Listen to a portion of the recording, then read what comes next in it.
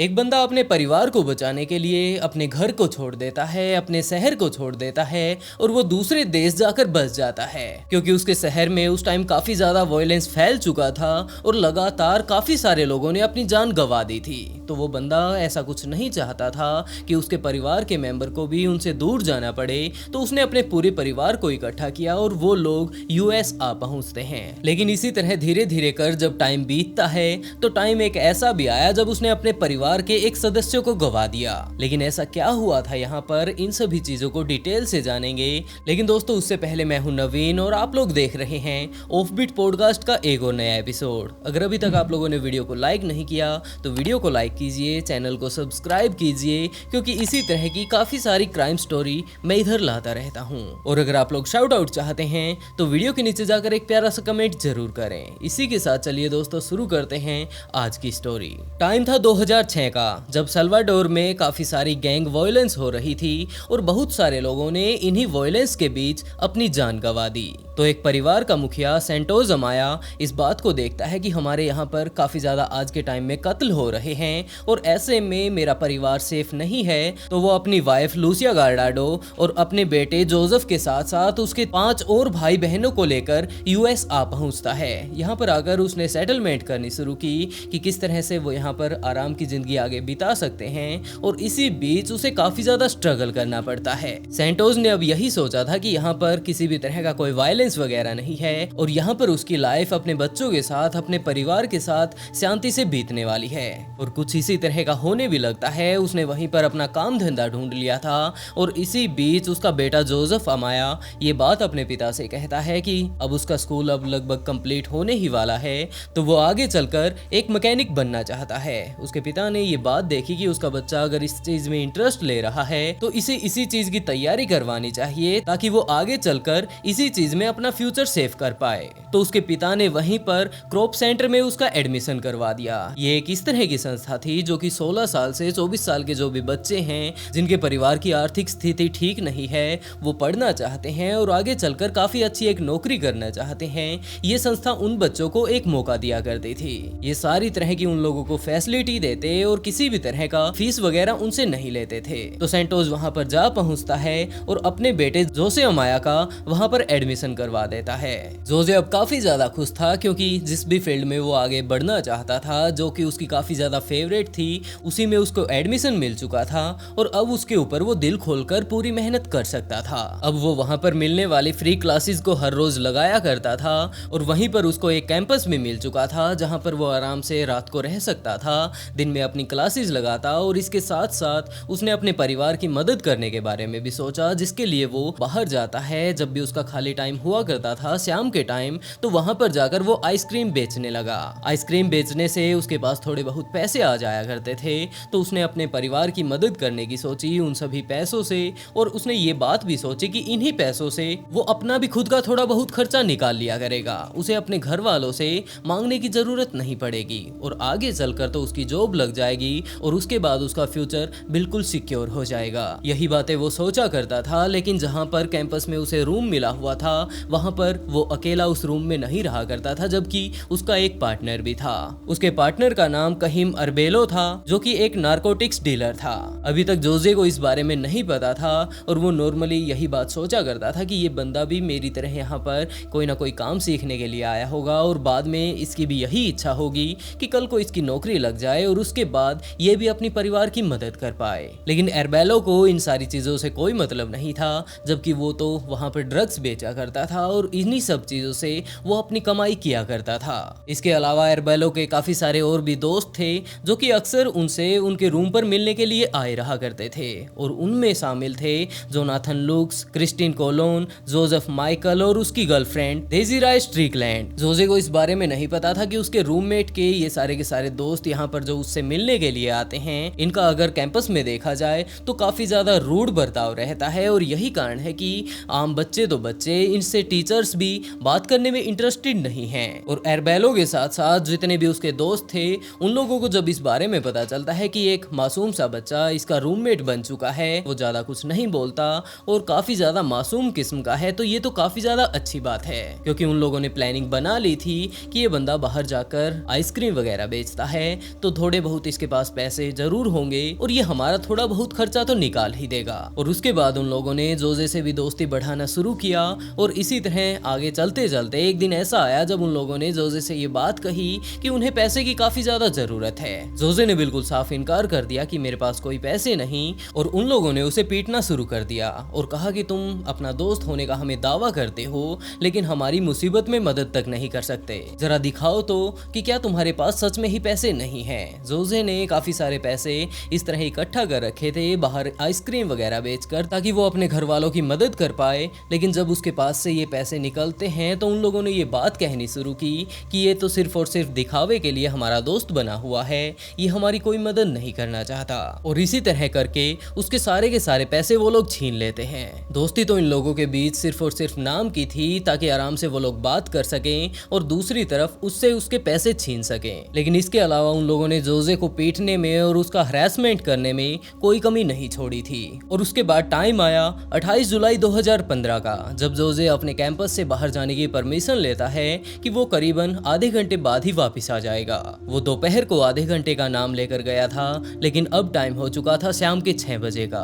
और इतना ज्यादा लेट हो जाने के बाद और जोजे के वापस ना आने के कारण उसके कैंपस वालों ने उसके घर परिवार वालों के पास फोन किया और उसके पिता ने जब फोन उठाया तो उनसे उन्होंने एक ही बात पूछी कि क्या जोजे घर पर आया है। उसके पिता ने साफ इनकार कर दिया कि नहीं सर, वो तो कैंपस में आप लोगों के पास ही रहता है, वो घर पर नहीं आया। तो उसके कैंपस वालों ने ये बात बताई कि वो आज दोपहर को लगभग आधे घंटे का नाम लेकर कैंपस से बाहर गया था लेकिन अभी तक वो वापस नहीं आया है। ये बात सुनकर उसके पिता काफी ज्यादा शॉक्ड हुए और उन्होंने ये बात कही कि वो हमारे पास तो नहीं आया और वापस कैंपस में भी नहीं आया है, तो आखिरकार वो कहाँ पर गया होगा। उसके कैंपस वालों ने कहा कि हो सकता है उसके बाहर दोस्त हो, उनके पास वो चला गया हो, तो क्या आप उसके किसी दोस्त को जानते हैं। तो उसके पिता ने बिल्कुल साफ इनकार कर दिया कि जनाब मैं उसके बाहर ही किसी दोस्त को नहीं जानता और इसके साथ साथ ये बात भी मैं जानता हूँ कि बाहर उसका कोई दोस्त है ही नहीं। और उसे कैंपस से बाहर जाए हुए काफी ज्यादा देर हो चुकी थी।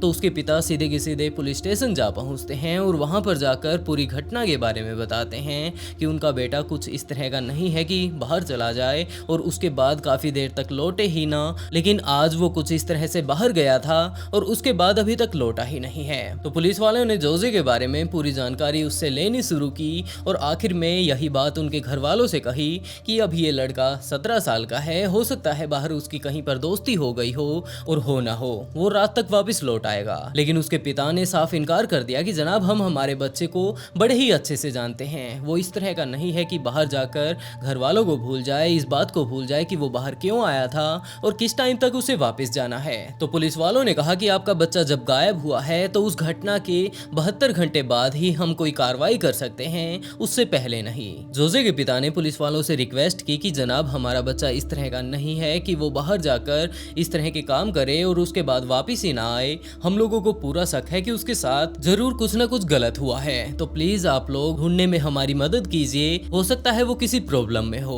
लेकिन पुलिस वालों ने उस टाइम साफ इनकार कर दिया।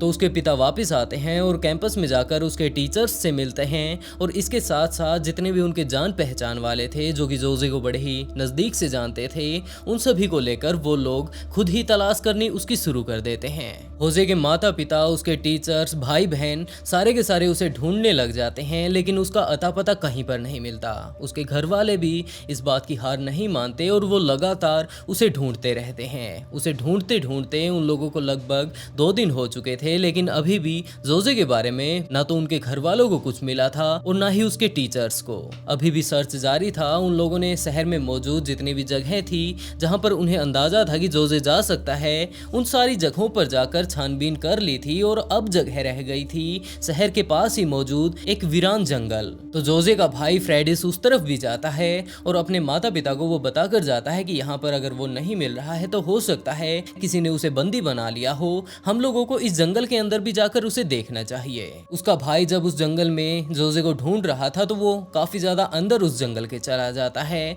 और वहां पर जाकर उसे पता चलता है कि यहाँ पर उसका भाई तो नहीं है, लेकिन एक ऐसी जगह जरूर मौजूद है जहां पर किसी ने लगता है कोई ना कोई चीज जलाई है। तो वो उस जगह के पास भी जाता है और उसके दिमाग में और दिल में ये बात तो अब बैठ ही चुकी थी कि 2 दिन उसके भाई को ढूंढते हुए हो चुके हैं, तो हो ना हो सकता है उसके साथ कोई ना कोई घटना घट चुकी हो। तो वो हर एंगल से इस बात को सोच रहा था कि मैं अपने भाई को कहां पर ढूंढ सकता हूं। वहीं पर उसने जमीन का एक ऐसा हिस्सा भी देखा जहां पर मानो पहले तो मिट्टी को खोदा गया हो और उसके बाद उसे दोबारा से भर दिया हो। वो उस गड्ढे की तरफ भी जाता है और इसके साथ साथ अपने भाई को वो काफी सारी आवाजें भी लगाता है, लेकिन उस टाइम उसकी हालत और ज्यादा खराब हो जाती है। जहां पर उस आग लगी जगह के पास ही जहां पर वो मिट्टी खोदी हुई थी, उसके जस्ट साइड में ही वो अपने भाई जोजे का एक जुराब देखता है। ये चीज देखते ही होजे का भाई तुरंत पुलिस के पास कॉल कर देता है और इसके साथ साथ अपने पेरेंट्स को भी इस बारे में बताता है कि एक ऐसी जगह मिली है जहां पर उसके भाई की जुराब पड़ी हुई है। तो उसकी पूरी फैमिली वहां पर आ जाती है और इसके साथ साथ पुलिस वाले भी वहां पर आ पहुंचते हैं। अब पुलिस वाले वहां पर आते हैं और उस बॉडी को वहां से निकालकर पोस्टमार्टम के लिए भेज देते हैं। दूसरी तरफ जोजे की फैमिली का अब काफी ज्यादा बुरा हाल हो चुका था कि जुराब तो उनके लड़के की ही है, लेकिन इस बात पर वो लोग विश्वास नहीं कर पा रहे थे कि ये लड़का भी उन्हीं का होगा। और वो लोग सिर्फ एक ही प्रे कर रहे थे कि उनका बच्चा जहां पर भी हो सही सलामत हो और ये उनका बच्चा ना हो।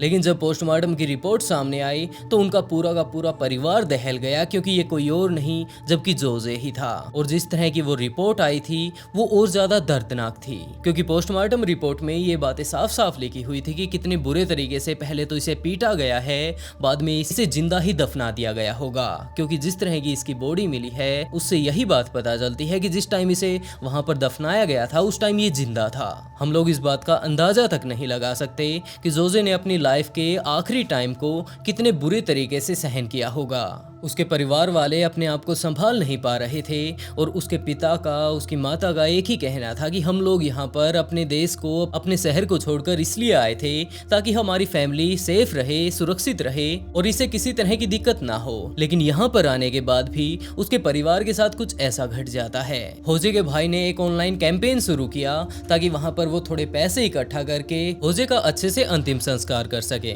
और उसी के नीचे उसने पूरा एक्सप्लेन करके बताया कि आखिरकार उसके भाई के साथ क्या हुआ और आखिरी टाइम में उसको कितने बुरे तरीके से उसके कातिलों ने मार डाला। अब पुलिस अपने काम पर लग जाती है और उसके कातिलों को पुलिस ने जल्द से जल्द अपनी हिरासत में भी ले लिया, क्योंकि उन्हें पता चल चुका था कि इनके कातिल कौन हैं। लेकिन आखिरकार उन्होंने ये सब क्यों किया और किस तरह से किया, इन सभी चीजों को डिटेल से जानने के लिए पुलिस अभी भी उनके ऊपर दबाव बना रही थी। लेकिन उन लोगों ने कुछ भी ऐसा पुलिस वालों को नहीं बताया जिससे पुलिस इस बात का अंदाजा लगा सके कि आखिरकार उन लोगों ने जोजे की जान क्यों ली। इन लोगों की एक पहले भी काफी ज्यादा लंबी एक क्रिमिनल हिस्ट्री रह चुकी है और अब देखा जाए तो जोजे उसका रूममेट था। तो पुलिस थोड़ी इन्वेस्टिगेशन करती है और उसके बाद उन्हें पता चल गया कि उन्हें मारने वाला कोई और नहीं जबकि उसका रूममेट ही है और उसके साथ साथ उसके वो सारे के सारे दोस्त जो कि वहां पर उसके रूम पर उससे मिलने के लिए आया करते थे। पुलिस उन चारों लड़कों और उस लड़की को पकड़ लाते हैं और उनसे पूछताछ करने लगते हैं। लेकिन जब उस लड़की स्ट्रैकलैंड से पूछताछ की जा रही थी तो उसने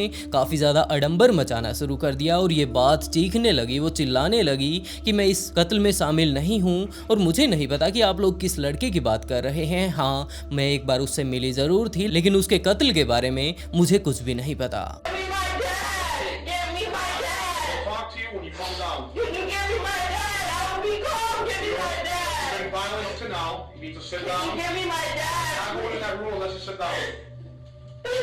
You sit down, I'll come in the room. Give me my dad. Get up. I'm gonna leave because you're acting violent.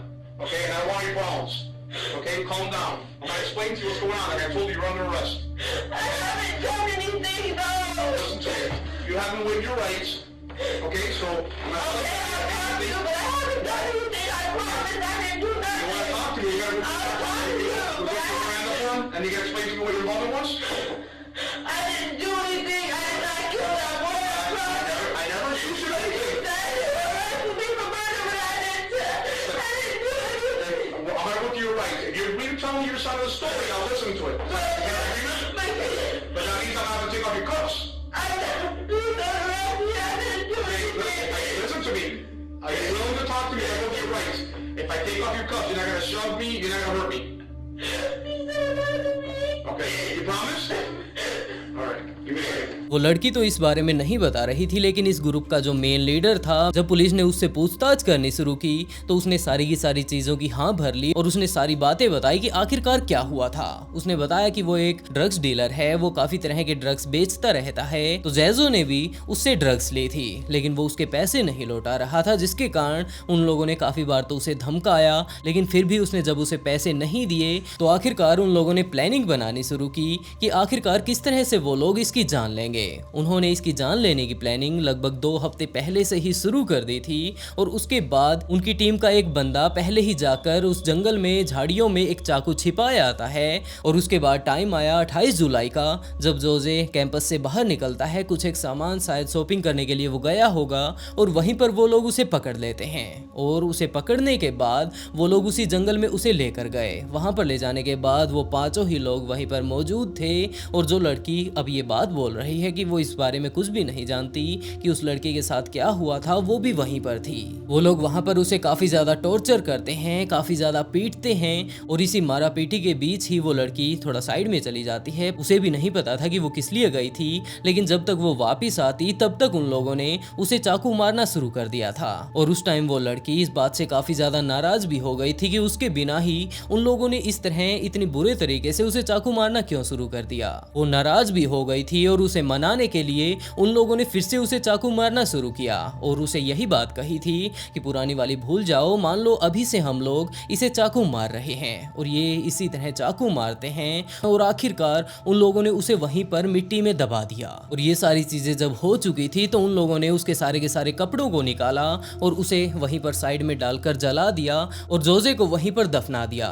उन लोगों को बिल्कुल भी नहीं पता था कि अब वो लोग जोजे को दफना रहे हैं, लेकिन उसकी सांसें चल रही है। ये सारी चीजें करने के बाद उसके कपड़े भी जल चुके थे, उसे दफना भी दिया जा चुका था। उसके बाद बाकी सारे लोग तो वहां से चले जाते हैं, लेकिन माइकल और उसकी गर्लफ्रेंड ट्रिगलैंड वहीं पर रुकते हैं और वहीं पर जहां पर अभी अभी एक लड़के की उन लोगों ने जान ली थी वहीं पर संबंध बनाने लगते हैं। अब सभी लोगों को पकड़ा जा चुका था, एक एक करके उनके ट्रायल चल रहे थे। सभी लोग आकर ये बात भी बता रहे थे कि उन लोगों ने क्या क्या वहां पर काम किए थे, लेकिन अभी भी वो लड़की स्किटलैंड इस बात के लिए तैयार नहीं थी कि वो वहां पर मौजूद थी और वो लगातार एक ही बात बोल रही थी कि उसको इन सारी चीजों के बारे में बिल्कुल भी नहीं पता और वो तो वहां पर थी ही नहीं। लेकिन जब पुलिस वालों ने उससे उनके दोस्तों से मिलवाया और उसकी पूरी कहानी बताई कि इस बारे में तुम्हारे दोस्तों ने हमें बताया है, तो वो कुछ भी नहीं बोली और उसे समझ आ चुका था कि अब वो पकड़ी जा चुकी है। जब इन सभी लोगों के ऊपर केस चल रहा था तो इस टीम का मेन मेंबर था कहीम। उसकी दादी को जब इस बारे में पता चलता है कि उसके पोते ने कुछ इस तरह का काम कर दिया है तो वो काफी ज्यादा दुखी होती है। उसने आकर कोर्ट में ये बात कही कि उसने अपने पोते का काफी ज्यादा ख्याल रखा क्योंकि उसके पिता की बचपन में ही उसकी मौत हो चुकी थी और उसकी माँ को इसी तरह एक गैंग ने मार दिया था। तो उसी दिन उसकी दादी ने ये बात सोची थी कि वो अपने पोते का बड़े ही अच्छे से ख्याल रखेगी और उसे किसी भी तरह की कमी नहीं आने देगी और इस तरह की लड़ाई झगड़ों से तो वो उसे काफी ज्यादा दूर रखेगी। लेकिन उसे कोई अंदाजा नहीं था कि जिसे वो बड़े ही आराम से पाल रही है वो आगे चलकर बिल्कुल उसी तरह किसी न किसी की जान ले लेगा जिस तरह की उसकी माँ की एक दिन किसी गैंग मेंबर ने ली थी। इस केस को कोर्ट में पहुंचाया जाता है जहां पर जज ने जब इन सारी चीजों को डिटेल से पढ़ा तो उन्होंने एरवेलो, जोनाथन और क्रिस्टन को उम्र कैद की सजा दे दी। लेकिन जोसेफ ने इस केस के बारे में पुलिस वालों को काफी सारी डिटेल दी थी और इस केस को सोल्व करने में काफी ज्यादा मदद की थी। तो कोर्ट ने यही बात कही कि तुम्हें सिर्फ और सिर्फ 10 साल के लिए जेल जाना होगा। लेकिन हैरान कर देने वाली बात यह थी कि जोसेफ ने इस बात से साफ इनकार कर दिया। उसने कहा कि जनाब, मेरे सारे के सारे दोस्तों को उम्र कैद की सजा मिली है तो मैं बाहर क्या करूंगा और मुझे भी इनके साथ ही जाना है। जिसके बाद जज भी कुछ ज्यादा तो समझ नहीं पाया और उसे भी उम्र कैद की सजा ही दे दी और आखिर में उन 5 को ही जेल भेज दिया गया। वैसे दोस्तों, आप लोग इस केस के बारे में क्या सोचते हैं? अपनी राय कमेंट बॉक्स में जरूर बताइएगा। और इसी के साथ दोस्तों आज का शाउट आउट विनोद पवार को and write a beautiful comment to get a shout out in next video. बहुत जल्द मिलते हैं एक और नए केस के साथ।